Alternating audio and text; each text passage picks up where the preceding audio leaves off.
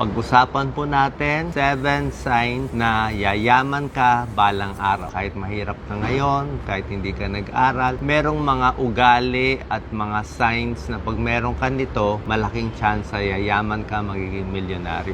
Alam ko marami sa inyo depressed, walang pera ngayon, walang opportunity, pero itong 7 kailangan. Number 1, kailangan may goal ka sa buhay. Kailangan meron ka talagang gustong abutin. Gusto mo yumaman, gusto mo kumita, gusto mo mag-ipon, 'di ba? May plano ka para dito. Tapos sisipagan mo, naka-focus ka dito sa trabaho mo, sa negosyo mo. Hindi pwede pa banjing-banjing, isip dito, isip doon. Kung gusto niyo focus tayo. Kasi lalo na kung mahirap ka pa ngayon. So may goal. Yung iba ayaw yumaman, parang okay na, ganito lang Number 2, dapat ayaw mo ng shortcut at instant money, instant milyonaryo.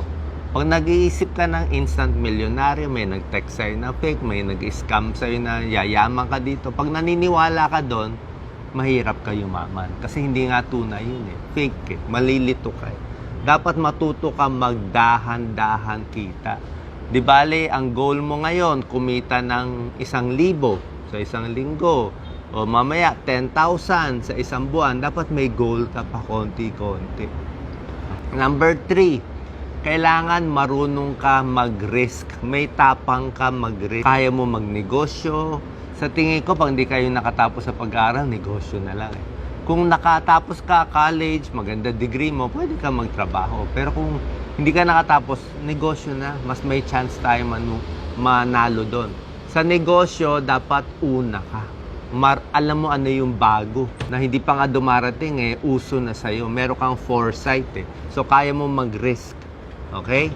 Number 4, hindi ka sumusuko. Siyempre, yung una, pangalawang negosyo mo, baka lugi, natalo, diba? Pero kahit nalugi ka, okay lang yun Kahit break even lang. Ang ibig sabihin, sumubok ka sa maliit na negosyo, hindi ka sumuko, at yung lessons sa unang negosyo mo, yun ang gagamitin mo Yung sipag mo, nakuha mo na yung sipag paglista. Diba? Okay yung lista mo, lugi ka ng una. At least marunong ka na maglista. Sa susunod na laban, susunod na project mo, mas malaking chance ka na mag-succeed.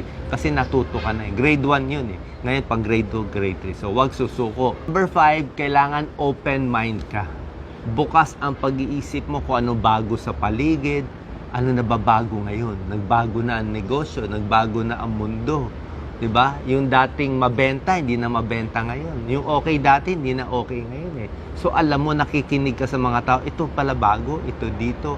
So, marunong ka mag-adjust. Hindi porke itong negosyo mo, kumikita ka na, let's say, meron kang tindahan na maliit. Ang benta mo ganito, maliit. Tapos, isip mo, yun na lang. Paulit-ulit, yun na lang gagawin mo. Hindi po pwede. Nagbabago ang mundo at paligid mo. Marunong ka mag-adjust. Number 6, napakahalaga. Dapat matipid. Marunong ka matipid, huwag utang ng utang. Dapat kasi may ugali na may self-control. For example, meron kang 1,000 pesos. Kumita ka 1,000. Ano iisipin mo sa 1,000? Pag ang ugali mo sa 1,000, 1,000, happy-happy na ako, mag-iinuman na ako, magpa-party na ako, masaya. Weekend, masaya, may 1,000 ako. Pag iutak mong ganon, talagang bagong kita ng 1,000, gagastos agad, papasikat sa kaibigan, hindi yayaman. Pag may 1,000 ka, ang gusto ko, 500 tago mo. Ipit mo sa baol. Diba? Dapat nakatago yun. Nakaipit, walang galawan. Titignan mo lang pag natutulog ka. Walang galawan, ipit lang yan. Tapos, pwede ka mag-enjoy ng 50 pesos kung gusto mo. Doon lang. Pero marunong ka mag-ipit at walang galawan yun. Para pag umabot na yung pera mo ng 100,000, 200,000, kaya mo mag-ipit ng kalahati. Okay?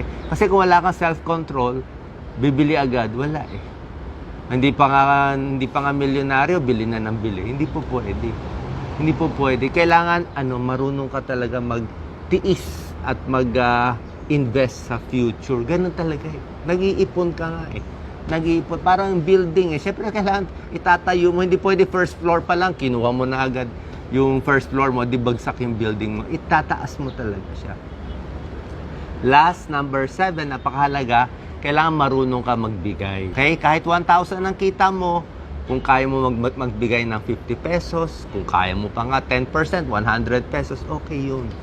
Kasi pag mas nagbibigay ka, mas sinuswerte yung negosyo mo, may blessings kay God, at mas maganda rin naman, mas nagsasucceed eh. Mas magtitiwala yung tao. Tsaka dapat honest ka pala sa negosyo, hindi illegal. Dapat honest, masipag, para magtiwala. Kasi pag niloko mo yung tao, maloloko mo lang siya 1 beses.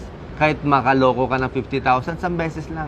Kakalat yung pangalan mo, ay manloloko to, wala nang lalapit sa'yo. Pag umutang ka sa bangko, hindi mo binayaran, inutangan mo lahat, wala, mabablock na yung pangalan mo. Di ba? So, huwag mo sirain yung future mo sa instant kita. So, yan ang 7 tips natin. In summary, tipid talaga. Alamin kung ano meron ka, ano yung gasto, self-control, walang instant milyonaryo, tiyaga tayo sa mababa. Okay lang maliit na kita. Pag natuto ka sa maliit, aabot yan ng milyon. Tuloy-tuloy lang kung ano man yung ginagawa mo, kahit pa konti-konti lang ang kita. And last tip, huwag susuko. Okay? So sana mailagay nyo to sa utak nyo para at least pag ganito mindset mo, ito yung mindset ng yumayaman. God bless po at good luck.